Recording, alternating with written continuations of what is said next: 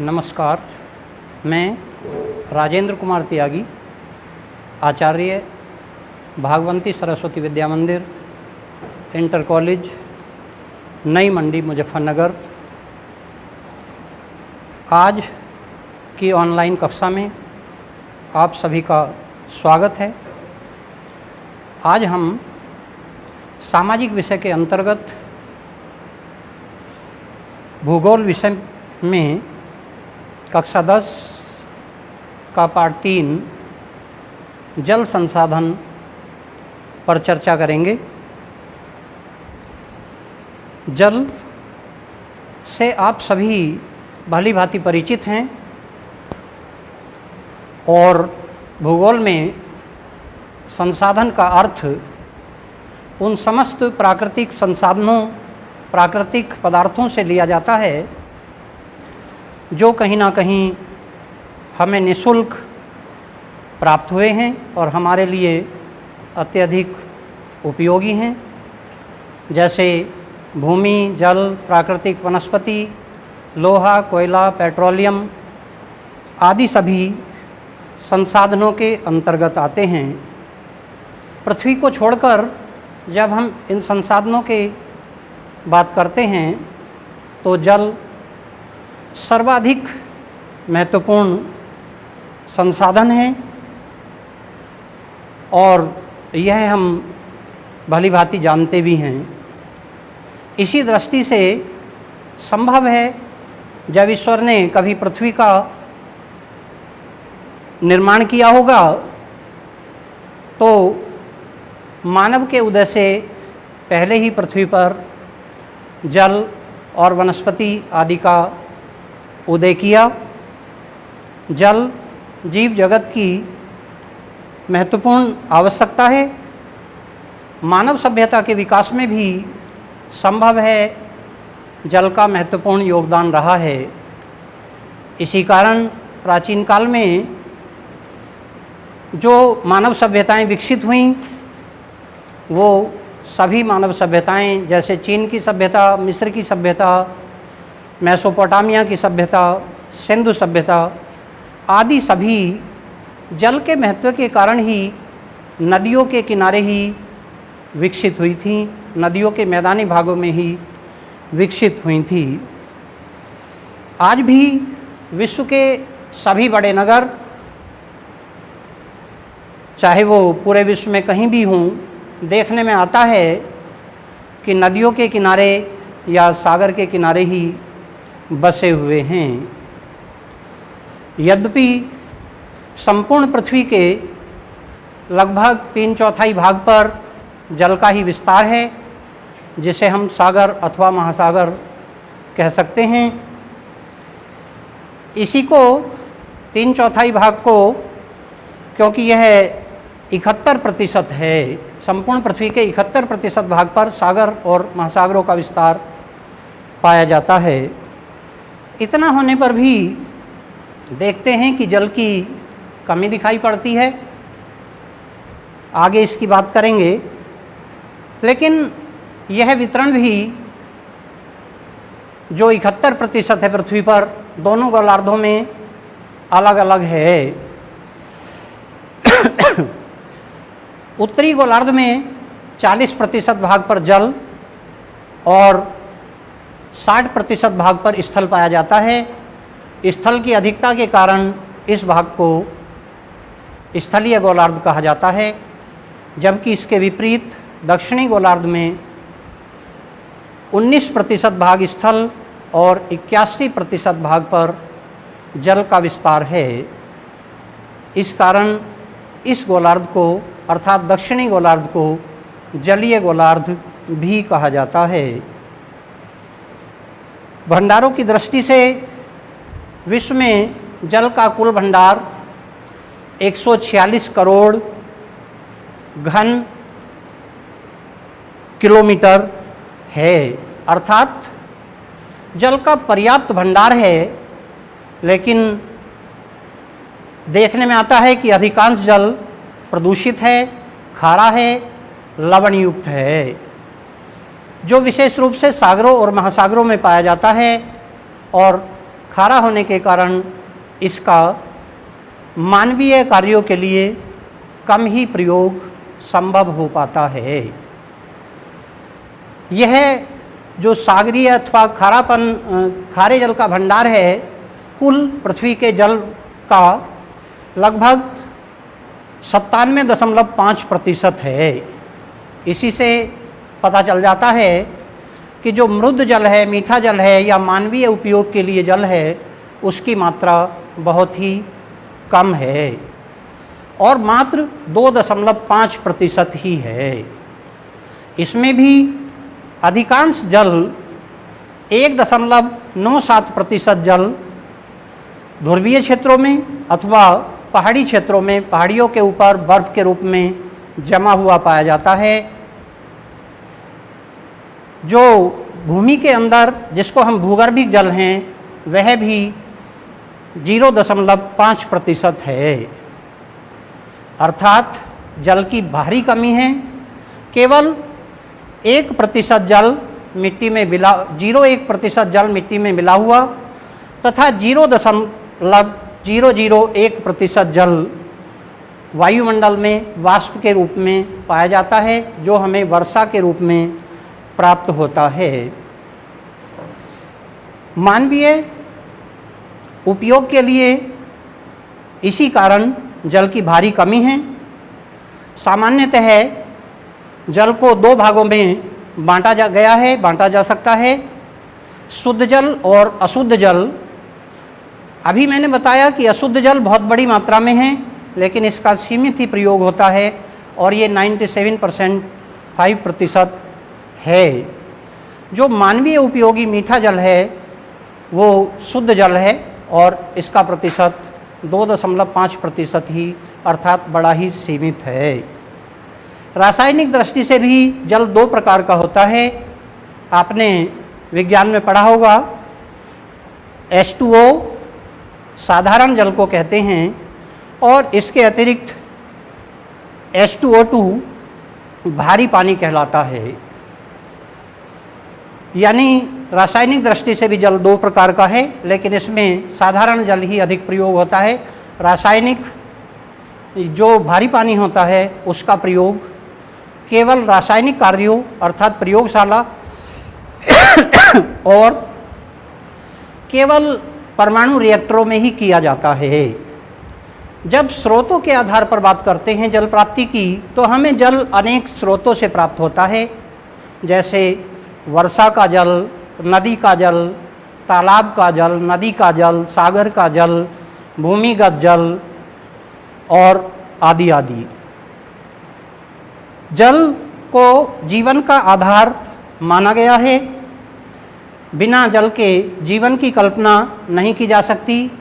मानव शरीर, इसी कारण मानव शरीर में भी 65 से 70% जल का अंश पाया जाता है, जबकि अन्य सभी जीव जंतुओं में जल का अंश 40% से 97% तक होता है।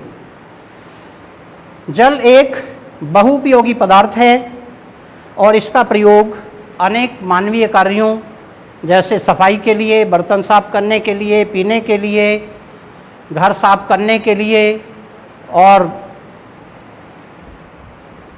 आदि आदि कार्यों के लिए किया जाता है। पेड़ पौधों का अस्तित्व भी जल के कारण ही होता है।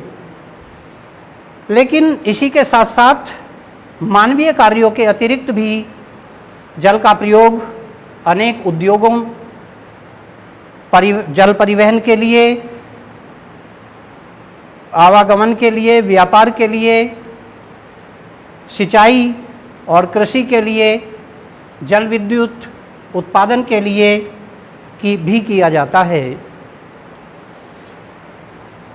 जल विश्व में जल के बड़े भंडार हैं। भारत के विषय में देखते हैं तो भारत में विश्व के क्षेत्रफल का केवल 2.4% क्षेत्रफल ही पाया जाता है। लेकिन जल भंडारों की दृष्टि से भारत धनी है।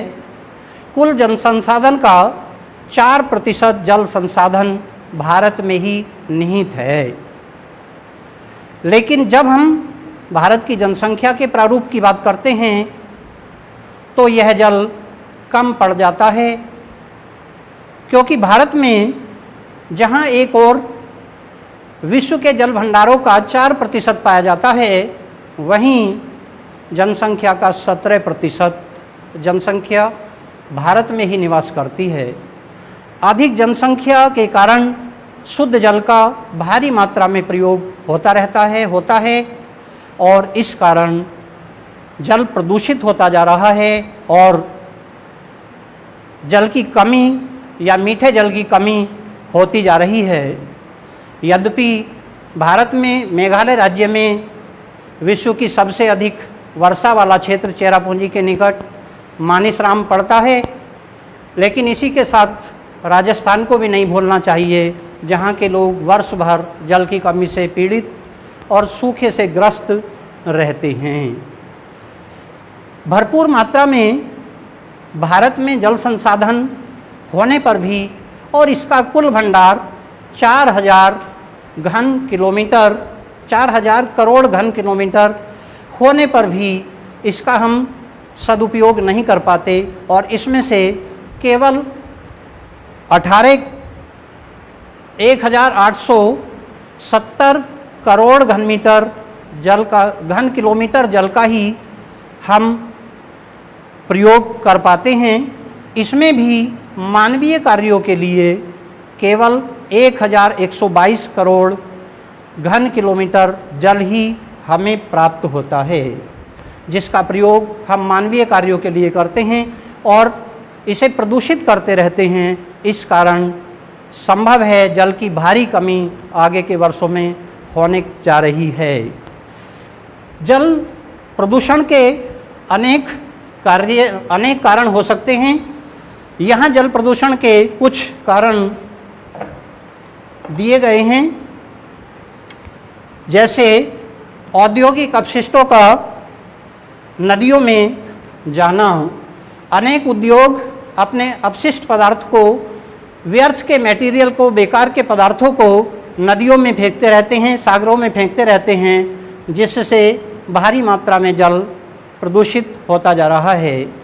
इसी प्रकार मृत शरीरों का नदियों में फेंका जाना, अनेक जीव जंतुओं के मृत शरीरों को नदियों में फेंक दिया जाता है, जो सड़ते गलते रहते हैं और जल को प्रदूषित करते हैं।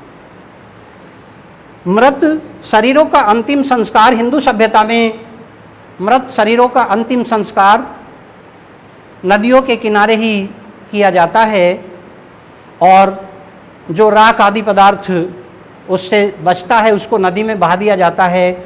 यह भी जल प्रदूषण का एक कारण है।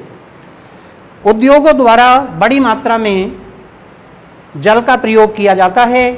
कहीं जैसे लोहा इस्पात में लोहे को ठंडा करने के लिए जल का प्रयोग किया जाता है। अन्य उद्योगों में भी शायद कोई भी उद्योग ऐसा नहीं है जिसमें जल का प्रयोग न किया जाता हो। तो सभी उद्योगों में कहीं ना कहीं जल प्रदूषित, विशेषकर जो कागज़ बनाने वाली फैक्ट्रियां हैं उनमें बड़ी मात्रा में कागज़ को शुद्ध करने के लिए, साफ करने के लिए जल का प्रयोग किया जाता है और यह जल बाद में नदियों में प्रदूषित कर दिया जाता है, नदियों में प्रवाहित कर दिया जाता है, जो नदी के जल को प्रदूषित करता है। अनेक मानवीय कार्य, बहुत सारे मानवीय कार्य इसी प्रकार के हैं जो जल को गंदा करते हैं, जैसे शहर की गलियों और नालियों का गंदा पानी नदियों में मिलना। बड़े पैमाने पर आजकल उत्पादन बढ़ाने के लिए कृषि फसलों में रासायनिक उर्वरकों का और दवाइयों अर्थात केमिकलों का प्रयोग किया जा रहा है। ये केमिकल वास्तव में भले ही तत्कालीन उत्पादन बढ़ाते हों, लेकिन कहीं ना कहीं मिट्टी और जल को भी प्रदूषित करते हैं। यह जल वर्षा जल के रूप में बहकर नदियों में जाता है और नदियों के पानी को प्रदूषित करता है। जल प्रदूषण के साथ साथ जल संरक्षण के लिए भी अनेक उपाय किए जा रहे हैं। गंगा प्रदूषण नियंत्रण एक बड़ी योजना चली है। इसी प्रकार भारत की सभी नदियों को कहीं ना कहीं शुद्ध करने का प्रयास किया जा रहा है। जिसे हम जल संरक्षण कहते हैं। जल संरक्षण के लिए यद्यपि अनेक उपाय किए जा रहे हैं, किंतु इसका सर्वाधिक उपयोगी उपाय जल विद्युत परियोजनाएं हैं। भारत में स्वतंत्रता प्राप्ति के पश्चात ही इस बात पर ध्यान दिया गया कि भारत की नदियों में अटूट जल शक्ति बहती है और इसका जल विद्युत के रूप में कहीं ना कहीं प्रयोग किया जा सकता है। इसको बहुधंधी परियोजनाओं या बहुउद्देशीय परियोजनाओं के अंतर्गत भारत में अपनाया गया है और इसके लिए कुछ प्रमुख नदियों पर, विशेषकर बड़ी बड़ी नदियों पर अनेक योजनाएं क्रियान्वित की जा रही हैं। ऐसी ही कुछ परियोजनाओं के नाम यहाँ पर दिए गए हैं।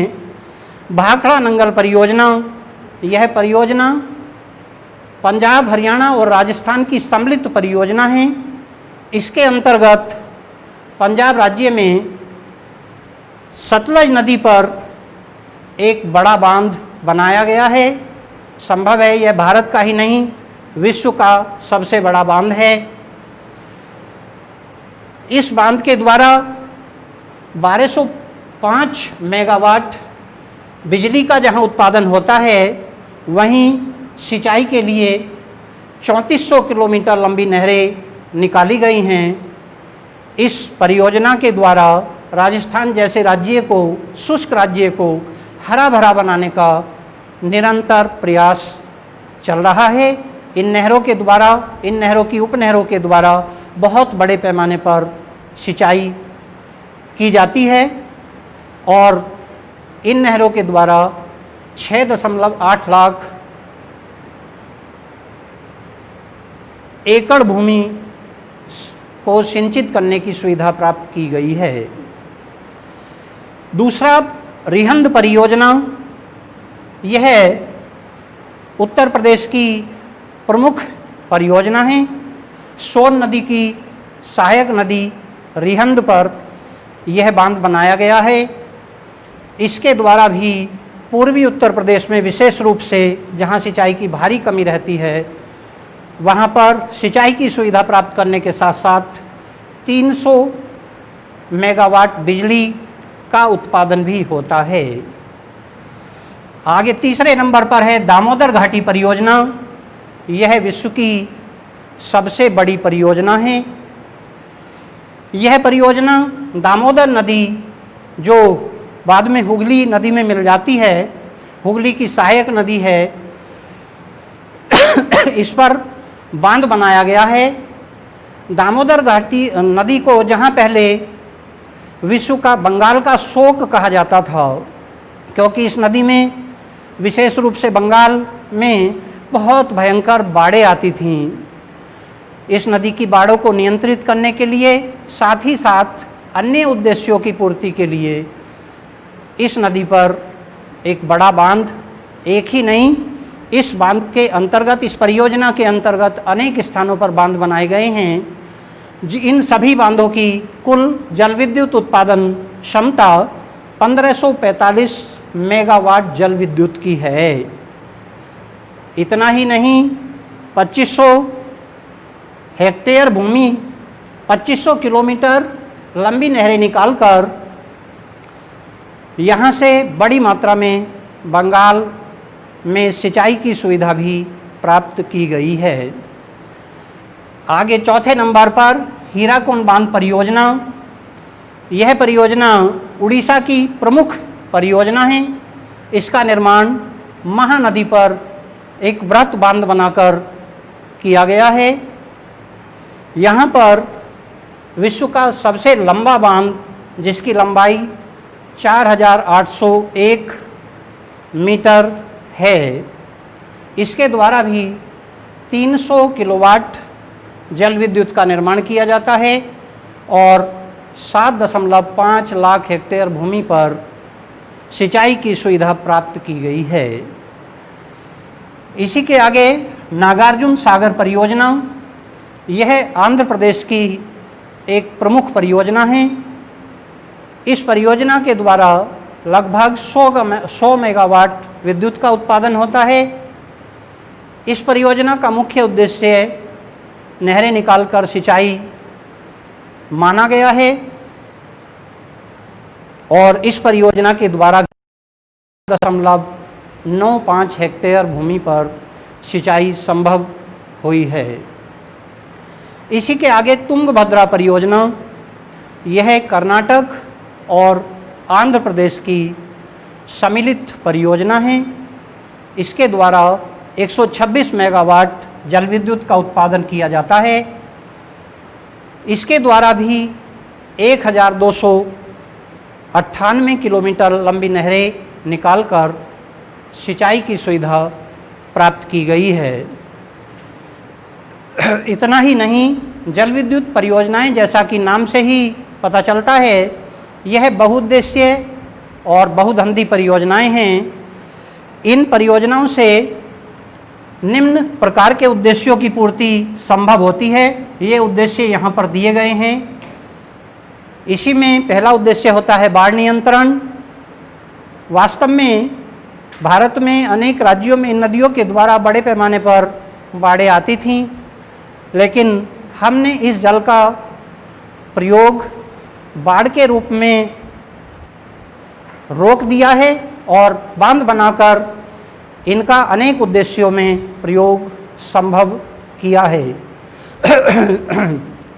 जहां बाढ़ नियंत्रण से बड़े पैमाने पर हानि होती थी, अब यह परियोजनाएं वरदान सिद्ध हो रही हैं। इनके द्वारा सिंचाई की जा रही है, विद्युत का उत्पादन किया जा रहा है और अन्य उद्देश्यों की पूर्ति की जा रही है। दूसरा उद्देश्य है भूमि संरक्षण। बाढ़ का पानी भूमि की उत्पादन क्षमता को बहाकर ले जाता था, लेकिन अब हमने बाढ़ पर नियंत्रण पा लिया है, इसलिए भूमि का निश्चित रूप से संरक्षण हुआ है। जल विद्युत उत्पादन इनका सबसे प्रमुख उद्देश्य था। भारत में शक्ति संसाधन के रूप में यद्यपि कोयला बड़े पैमाने पर उपलब्ध है और खनिज तेल की भारी कमी है, इसलिए यहाँ पर कोयला जो है प्रदूषण का एक बड़ा कारण था और जल विद्युत प्रदूषण रहित शक्ति का स्रोत है। इसलिए जल विद्युत उत्पादन पर बहुत बड़े पैमाने पर ध्यान दिया जा रहा है। यद्यपि अभी भी लगभग 30% जल विद्युत का ही हम उत्पादन अपने नदियों के द्वारा कर पा रहे हैं और अतः बड़े पैमाने पर इस शक्ति को रोकना होगा, इस शक्ति को बढ़ाना होगा। आगे है सिंचाई सुविधाएं।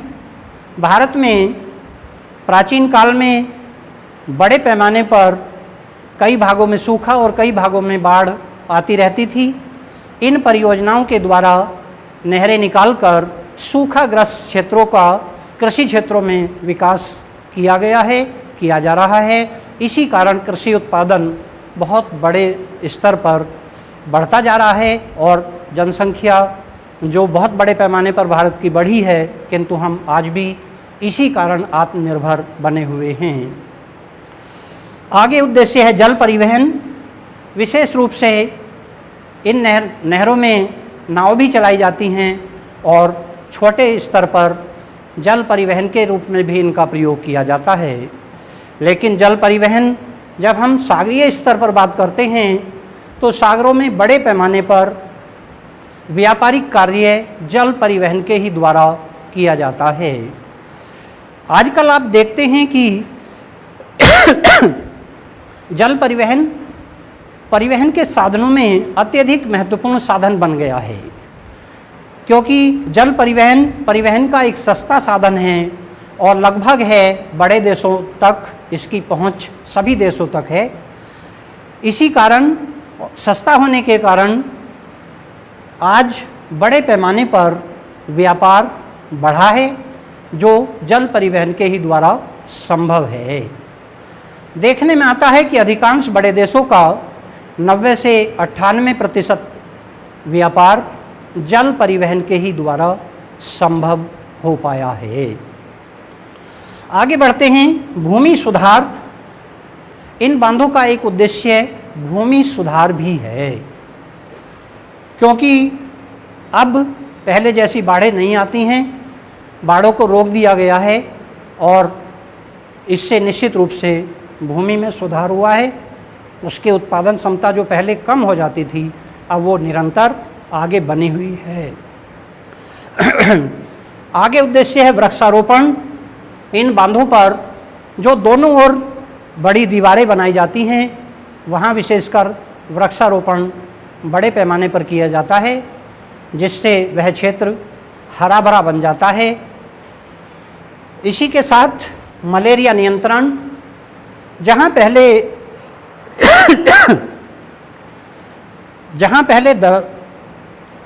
तराई क्षेत्र होते थे और दलदली क्षेत्र होते थे, क्योंकि पानी बड़े पैमाने पर भरा रह जाता था और उसमें मच्छर आदि पलते रहते थे, तो इस पर भी रोक लगाने का कहीं ना कहीं प्रयास इन परियोजनाओं के माध्यम से किया गया है।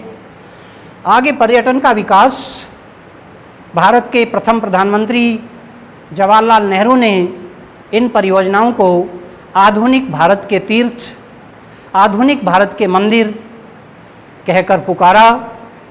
वास्तव में यह परियोजनाएं बहुउद्देश्य होने के कारण अत्यंत लाभकारी सिद्ध हो रही हैं और इनका विकास पर्यटन के रूप में भी हुआ है। आज बड़े पैमाने पर ये पर्यटन के केंद्र के रूप में भी कार्य करती हैं। हमने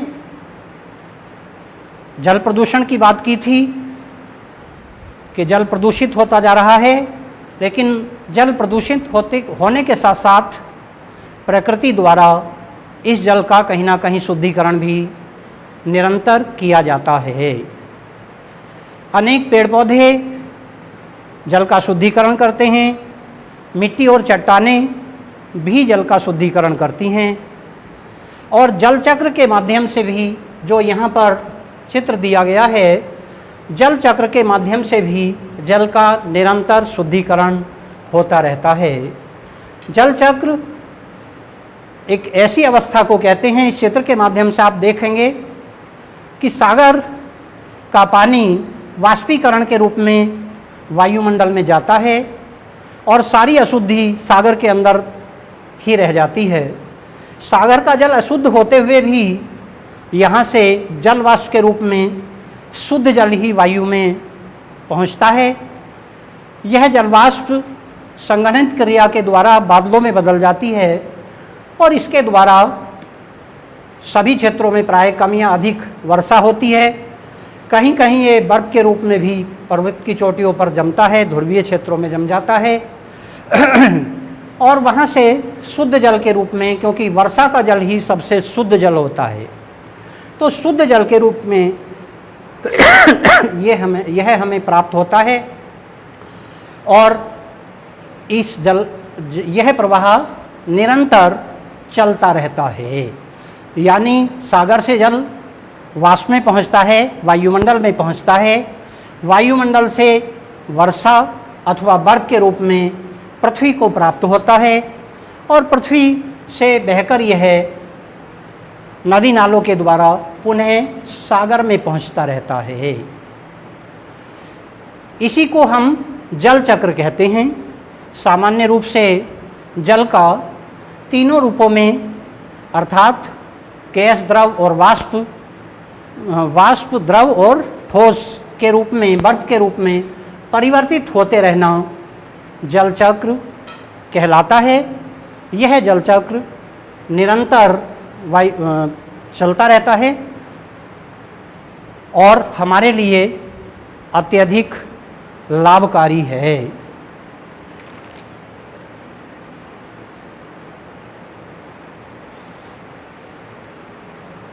जल के हमने बहुत सारी बातें पढ़ी हैं और निश्चित रूप से जल प्रदूषण के कारण विश्व चिंतित है। भारत में भी यह बड़ी चिंता का विषय है, क्योंकि जल जैसे जैसे प्रदूषित होता जा रहा है, भविष्य में जल की भारी कमी होती जा रही है। एक अनुमान के अनुसार वर्ष 2025 में ही विश्व में लगभग 20 करोड़ लोग इस समस्या से कहीं ना कहीं ग्रस्त हो जाएंगे। ऐसा नहीं, आज भी बहुत बड़े पैमाने पर यह समस्या विशेष रूप से भारत में बनी हुई है। भारत में इस समस्या का प्रमुख कारण जल प्रदूषण ही है। मैं एक छोटा सा उदाहरण देता हूँ। इजराइल, जहाँ पर केवल 25 सेंटीमीटर ही वार्षिक वर्षा होती है, लेकिन वहाँ जल की कोई कमी नहीं है। भारत में वर्षा का औसत 147 सेंटीमीटर का है, लेकिन इसके बाद भी अनेक लोगों को इस समस्या का सामना करना पड़ता है।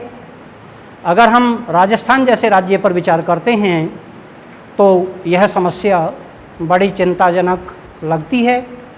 यद्यपि सरकार के प्रयासों से इसमें सुधार हुआ है, लेकिन भारत में वर्षा का वितरण असमान होने के कारण वर्षा एक विशेष ऋतु अर्थात केवल 3 महीनों में ही भारत की 90 से 95% वर्षा हो जाती है। तो ऐसी स्थिति में वर्षा का वितरण, वार्षिक वितरण असमान होने, क्षेत्रीय वितरण असमान होने के कारण अनेक क्षेत्रों में वर्षा की निरंतर कमी बनी रहती है। एक ओर वर्षा अधिक होने पर वर्षा ऋतु में भयंकर बाढ़ें आती हैं, दूसरी ओर कहीं ना कहीं कुछ राज्यों में सूखे का सामना बना रहता है, करना पड़ता रहता है। हम इसी के साथ अपनी बात को समाप्त करते हैं और जल प्रदूषण पर ध्यान एकत्रित करते हैं कि हम सभी को कहीं ना कहीं जल प्रदूषण होने से रोकना चाहिए, जल का अपव्यय रोकना चाहिए। इसमें हम सभी का सहयोग, अर्थात अगर हम भविष्य में जल आपूर्ति बनाए रखना चाहते हैं तो निश्चित रूप से आज हमें जल संरक्षण पर ध्यान देने की आवश्यकता है। धन्यवाद।